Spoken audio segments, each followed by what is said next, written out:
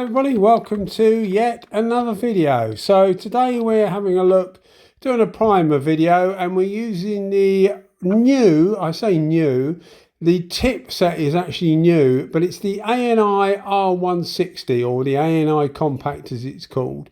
And the 1.8 version of it is new. It's only been out a little while. Now, I got the tip set from Sprayguns Direct. I'll put a link in the description. Well, I'll put a link in the description to Sprayguns Direct for the 1.8 version. I'll also put a link in the description for the tip set. So if you've got an R160 and you want the just the tip set to convert your gun into a relatively good small primer gun, then that will actually fit the bill. So I'll put two links in the description, but I'll also put a link in the description to an unboxing video I did, which goes into a little bit more detail of the differences between the tips and, you know, what will fit what, and the R160 and the compact. So I'll put a link in the description, as I say. That will tell you a little bit more. But if you do order the 1.8 tip set, I was speaking to Sprayguns Direct, and as far as I know, although somebody told me the other day that they didn't offer it like this at the moment, but having said that, they're out of stock of the tip sets, although, you know, it shouldn't be too long before they get them in.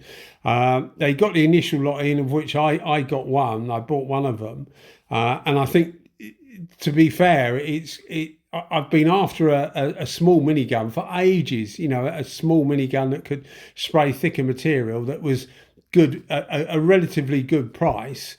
The only two I can think of is the AZ4.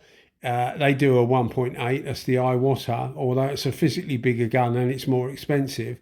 And the SATA, the 4400, which is miles more expensive.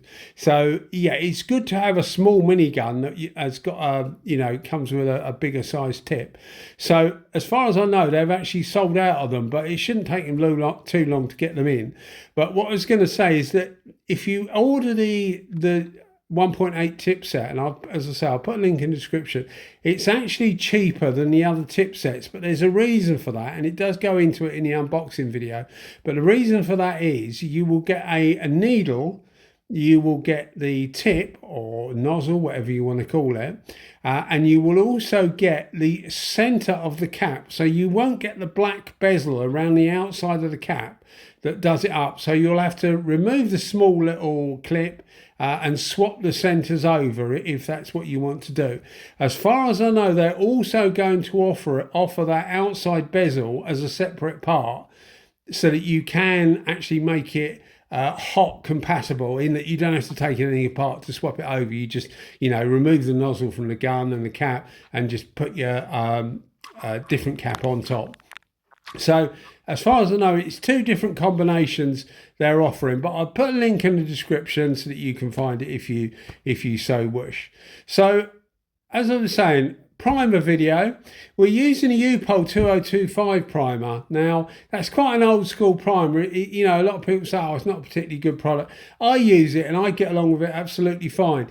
If you're into smart repairs and things like that, it's not going to work for you really, because it just takes too long. Even with the extra fast hardener, it takes too long to go off really. With the advent of UV primers and some of these, like what I would call smart repair primers, it's a little bit old school really. I still use it because I'm not in any particular hurry. What I will normally do is I will do a repair on something and prime it, and then do it all the next day. So I might do a day of priming and then do everything next day.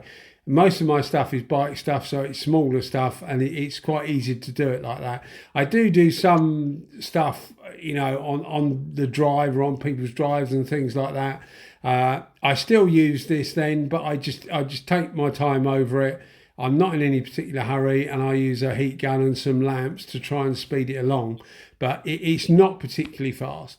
But what it is quite a good test of the gun, because normally I use it this with a normally between 10 and sometimes 15% reducer or thinners. 10% is normally the norm, because you can get dieback and it cracks. You know, looks like crazy paving. So it's best to keep it to 10%, but it depends what you're actually spraying it with and the finish you're after. I actually heat my primers up as well. I never used to. I used to just heat my clear coats up, but I use a microwave, which isn't recommended, so don't do it. But I find it actually works quite well for primer as well, because it helps speed it along. And particularly for a high build primer, because you're going to sand over the top of that high build primer, the finish isn't like key to everything, because you're going to make it nice and smooth anyway. You're just after the build really to cover up any imperfections in what you're doing. Because even like the best repair, I will still put a high build primer on to get a really nice finish overall, you know. Another thing while we're on the subject, you'll see me weighing my primers, which I do for clear coat, and that's relatively straightforward, as I said in one of my previous videos, because I didn't realise how many people would actually ask about weighing the products out. But with primers, particularly high build primers, because the solid content is higher, you have to look at the technical data sheet of the product you're using, and it should give you both. It should give you a volume measurement and a weight measurement. But with high build primer, as I say, because the solid content is higher, you will normally find that you will have something like 100 grams of primer, and you will only need to put 20 grams of hardener. And the reason for that is because the primer is heavier. So although you've got a 4-to-1 volume, because this is a 4-to-1 primer, so 4 parts primer to 1 part hardener, it means that you are actually using the same, you are using 4-to-1 of the product, although you're actually weighing out 5-to-1, if that makes sense. So if it's not on your technical data sheet, just pour yourself out 100 millilitres, weigh it, obviously zero the scales, weigh it, and then pour yourself out 25 millilitres of hardener. As I say, it's a 4-to-1 mix. Some primers are 3-to-1, some are actually 5-to-1, but most I've seen are sort of 4-to-1.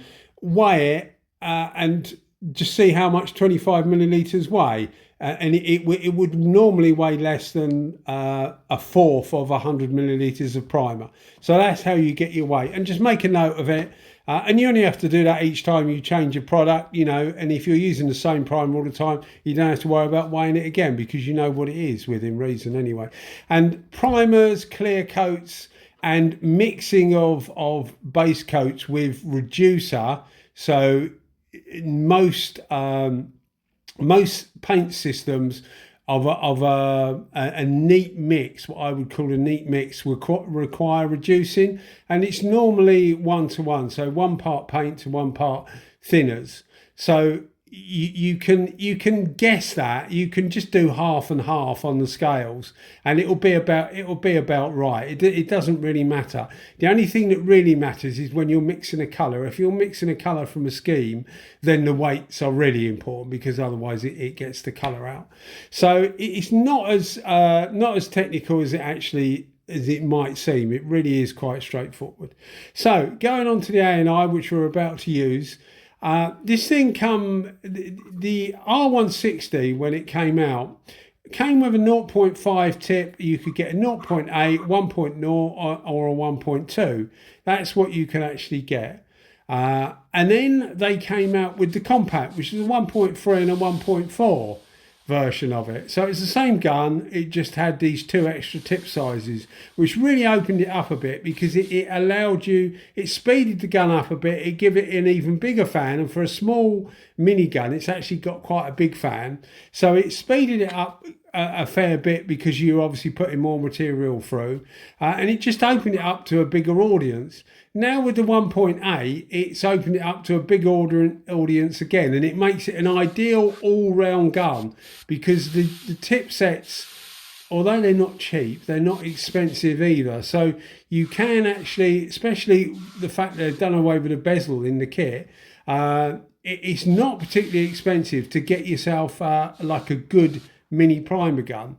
So going on to how good the gun is, it's not the best primer gun I've used, that's for sure, but it's actually a really competent primer gun. And the fact that it's a mini primer gun makes it outstanding, really. The fact that it can do so many things, because I actually drilled out an ANI GF3 to 1.8 because I was fed up with nobody making a small primer gun, you know, because it seemed like an obvious thing to me. No, you're not going to do a whole car with it, no, but a lot of people are doing part repairs and smart repairs, etc. And you don't need like a huge primer gun for it, you know.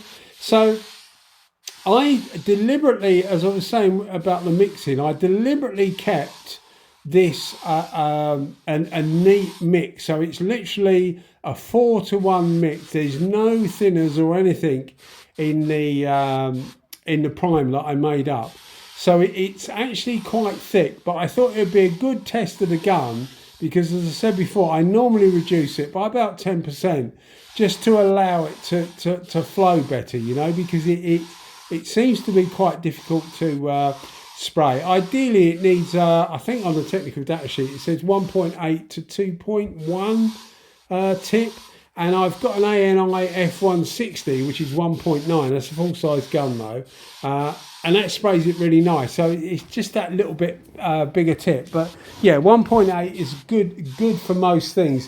You'll also find that a lot of furniture makers, and you may sort of, your ears might prick up when I say furniture makers, but you'd be surprised how many furniture makers actually watch videos about spray guns, because they're spraying materials that a lot of people don't make videos about, you know.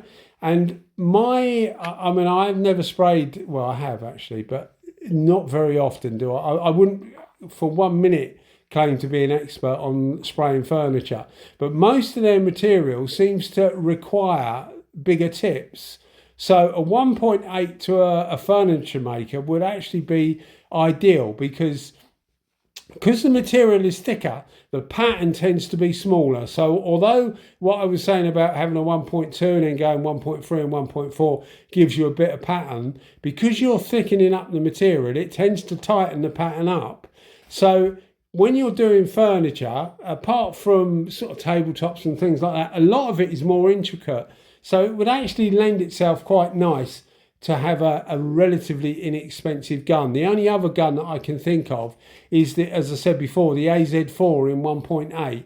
I know some furniture makers use those because I've recommended them to them, because it's the only gun I could think of that was reasonably priced that had that sort of tip size.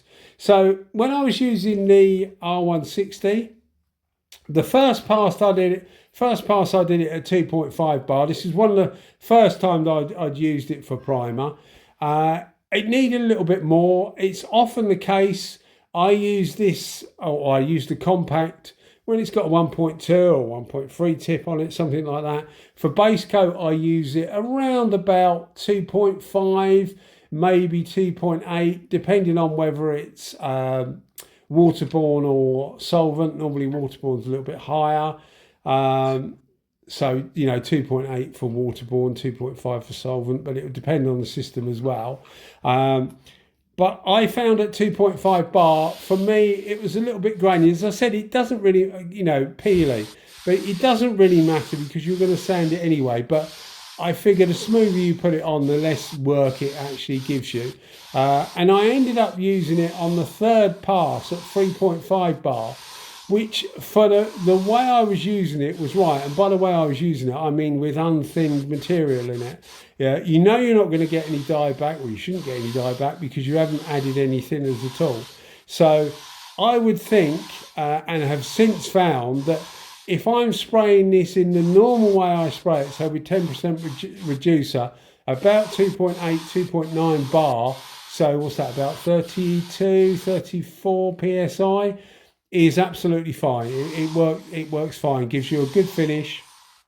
Yeah, I mean, it's just such a relief to have a minigun that in a small size. And I can't work out why nobody does it. I mean, none of the Chinese manufacturers do it either. You know, none of the, you see a lot of these guns that are copied and mimicked and loose copies of guns, and they all seem to be in the smaller sizes.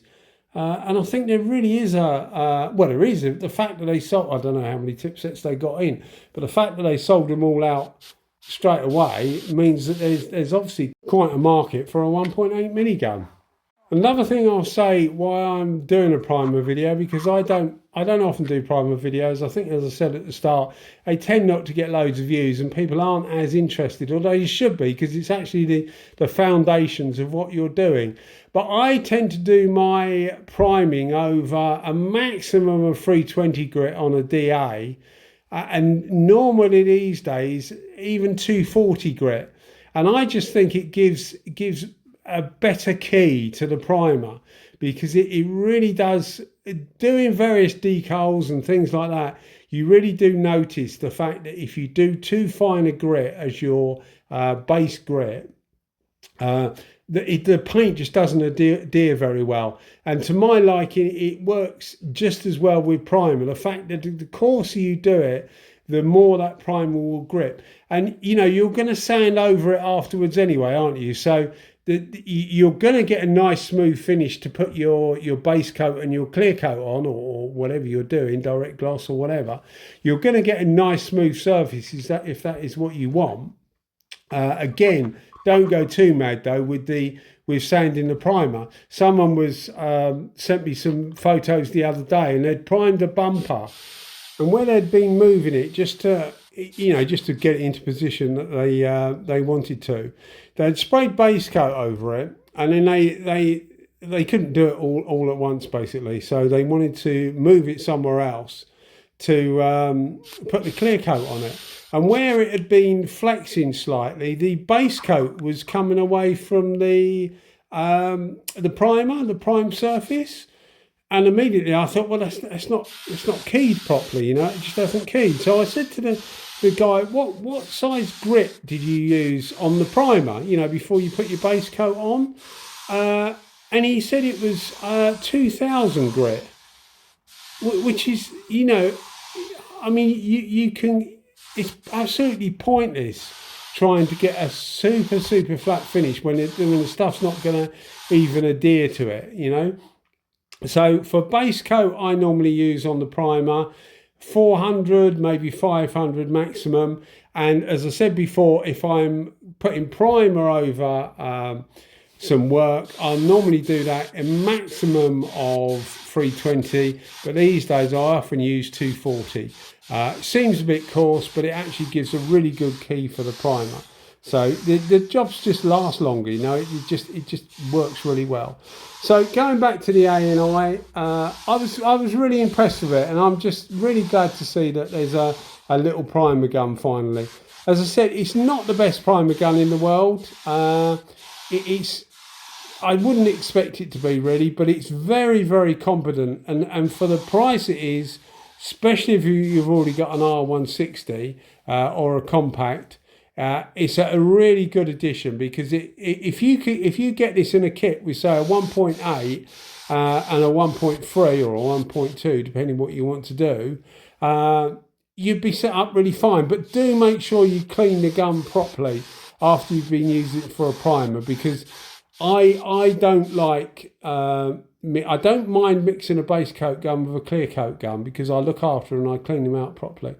But even though I do look after them and clean them out properly, I don't like mixing primer guns with base and clear coat guns. It's just, primer's not a particularly nice substance in my opinion. If it goes off, it can go off quite hard. So you need to make sure you clean it early and you clean everything out if you're going to use it for other things. But as I say, if you get it in a kit with say a 1.8 and a 1.3, make sure you clean it out straight away after using it in 1.8 for primer, and it will serve you really well. It's a really good idea. I'm glad they've come up with it, and it's something I've been crying for years. Admittedly, not particularly loudly, but I have been saying that. If you look at some of my old videos, I will say why does nobody actually make a good priced small primer gun. So yeah, absolutely ideal for what I'm going to use it for. Ideal for smart repairs and things like that. It will do full panels as well. I did in the unboxing video, as I say, links in the description, I actually put it against an FLG5, which is quite an old school DeVille gun, but it was my primer gun for years and years, and I was quite happy with that. And this little ANI actually give a bigger fan, so you know, not always what you need, but it is capable of giving a very good performance. And you know, as I say, you could do 3, 4, 5 panels with it without many problems. Although you'd probably want a good, like the F160 is a good primer gun if you've got lots to do. But you can see, good size fan for what's a relatively inexpensive minigun with a good spare parts backup as well. You can get all the parts for this relatively cheap, especially the service kit. Anyway guys, thanks as always for watching the video. You keep watching them and I'll keep them coming. And if you are enjoying them, maybe think about giving us a subscribe and a like.